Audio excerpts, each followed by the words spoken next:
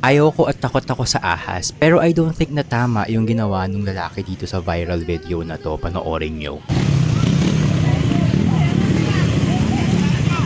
Naglag yung cellphone.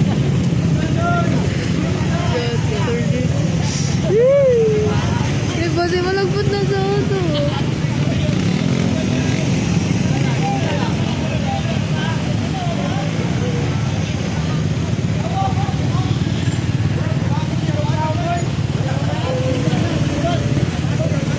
Ay, ayaw. Ay.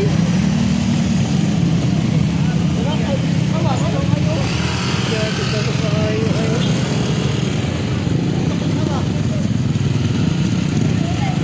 Alin kung nagginong gabanay.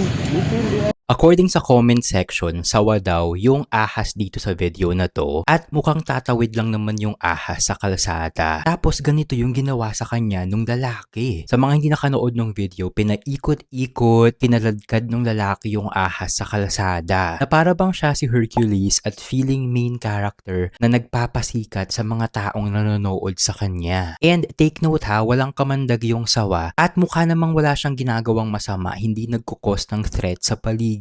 At protected yan ng Republic Act 9147 or tinatawag na Wildlife Resources Conservation and Protection Act. At ang sabi dito under RA 9147, penalties for harming or killing wildlife. Sabi dito, killing wildlife, violators may face up to 12 years of imprisonment and or fine of 1 million pesos. And injuring wildlife, pag hindi namatay, violators may face up to 6 years of imprisonment and or a fine up to 500,000 pesos. So hindi natin sure kung meron bang nangyaring masama or namatay ba yung ahas dito sa viral video na to. Pero if ever na mangyari sa inyo to, ano ba ang dapat gawin para hindi kayo makulong or magpiyansa dahil nga sa Republic Act 9147? So ang sabi dito, hindi dapat saktan yung wildlife or dito sa case na to, hindi daw dapat saktan yung ahas or yung sawa unless between life or death na yung pangyayari. Kapag meron ng harm